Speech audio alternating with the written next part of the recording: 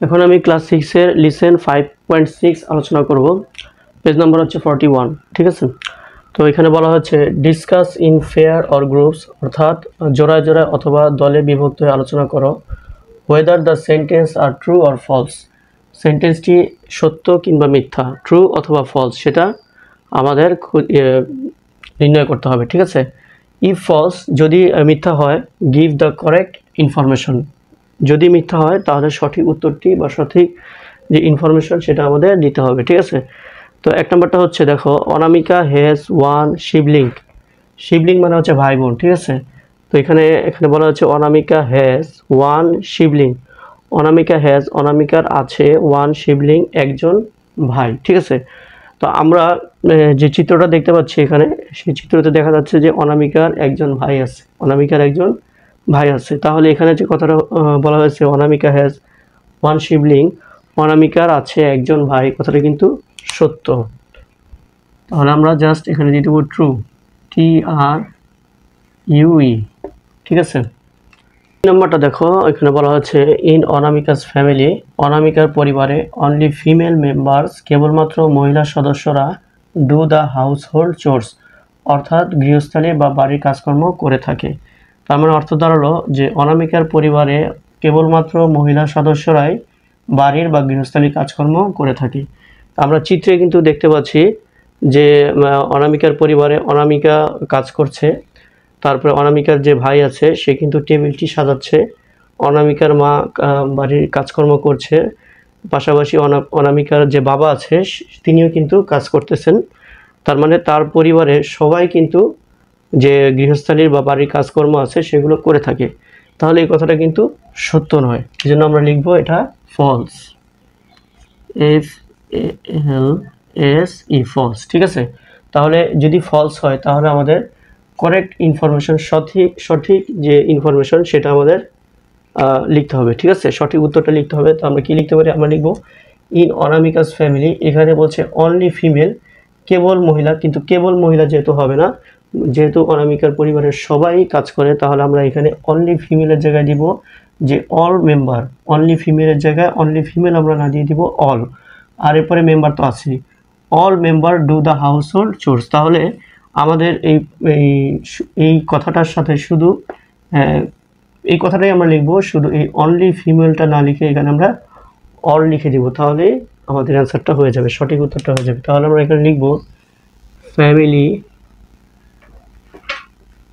In Anamika's family, only female না লিখে লিখবো আমরা অল মেম্বার্স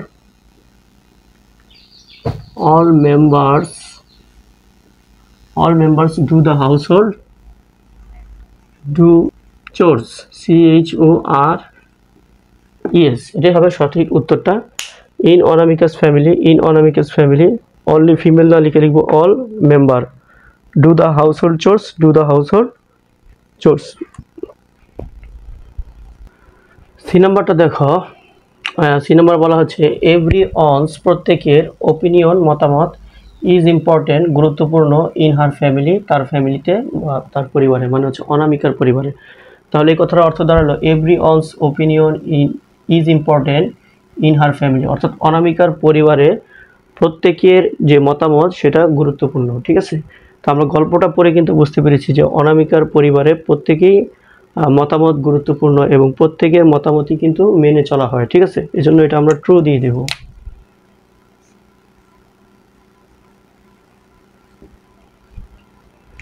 ডি নাম্বারটা দেখো, এখানে বলা হচ্ছে nobody is happy in her family, nobody, কেউই না, ইজ হ্যাপি, সুখী, ইন হার ফ্যামিলি, তার পরিবারে। তার মানে এখানে বলা হচ্ছে অনামিকার পরিবারে কেউই সুখী না। এই কথাটা কিন্তু সত্য না, কারণ অনামিকার পরিবারে সবাই সুখী, এজন্য আমরা এটা লিখবো ফলস। তাহলে সঠিক উত্তরটা কি হবে, সঠিক উত্তরটা হবে এখানে নোবডি আছে, কেউই না, আর আমরা জানি যে প্রত্যেকেই সুখী, তাহলে আমরা নোবডি না লিখে জাস্ট লিখবো এভরিবডি,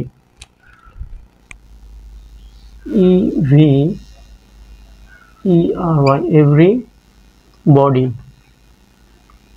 এভরিবডি, তারপরে যা আছে তাই লিখবো, ইজ হ্যাপি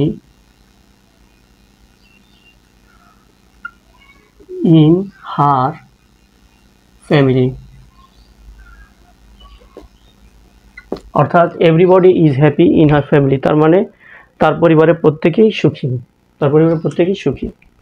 এই নাম্বারটা হলো ইন হার ফ্যামিলি, তার পরিবারে দে হেল্প, তারা সাহায্য করে, ইচ আদার, একে অন্যকে, উইথ হাউস হোল্ড চোর্স, অর্থাৎ গৃহস্থালির কাজকর্মে। ঠিক আছে, তাহলে কথাটা অর্থ দাঁড়ালো যে in her family they help each other with household chores, অর্থাৎ তার পরিবারে প্রত্যেক সদস্যই একে অন্যকে সাহায্য করে বাড়ির কাজকর্মে।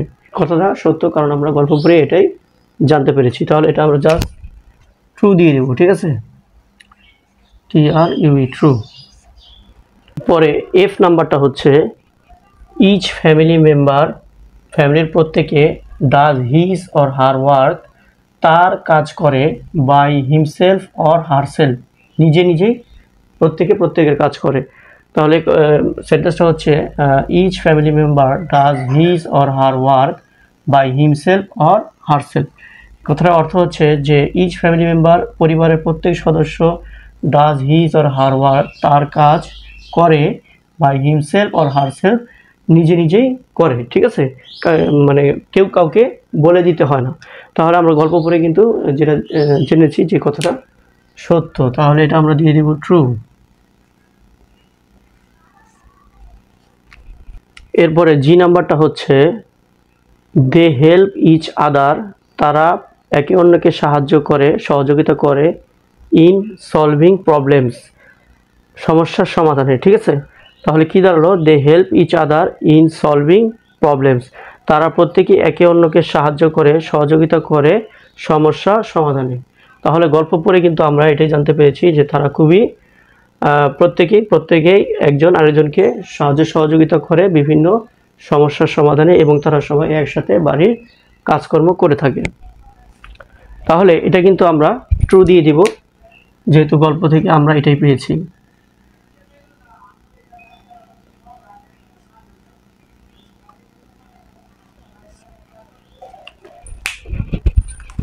এইচ নাম্বারটা হলো the family members show respect to others opinion. ঠিক আছে, দ্য ফ্যামিলি মেম্বার্স অর্থাৎ পরিবারের সদস্যরা, শো দেখায়, রেসপেক্ট সম্মান প্রদর্শন করে, টু আদার ওপিনিয়ন অন্যান্যদের মতামতকে। তাহলে কি দাঁড়ালো যে the family members show respect to others opinion, অর্থাৎ পরিবারের সদস্যরা অন্যান্য সদস্যদের যে মতামত আছে সে মতামতকে সম্মান দেখায়। ঠিক আছে, তো আমরা গল্প পড়ে কিন্তু এটাই জানতে পেরেছি, তাহলে এই কথাটা হচ্ছে ট্রু। প্রিয় শিক্ষার্থী বন্ধুরা, আশা করি তোমরা বিষয়গুলো বুঝতে পেরেছো, আর তোমরা এভাবে বুঝে এই যে এখানে যে সেন্টেন্সগুলো আছে সেগুলো ট্রু অথবা ফলসগুলো তোমরা অবশ্যই নির্ণয় করতে পারবে আশা করি।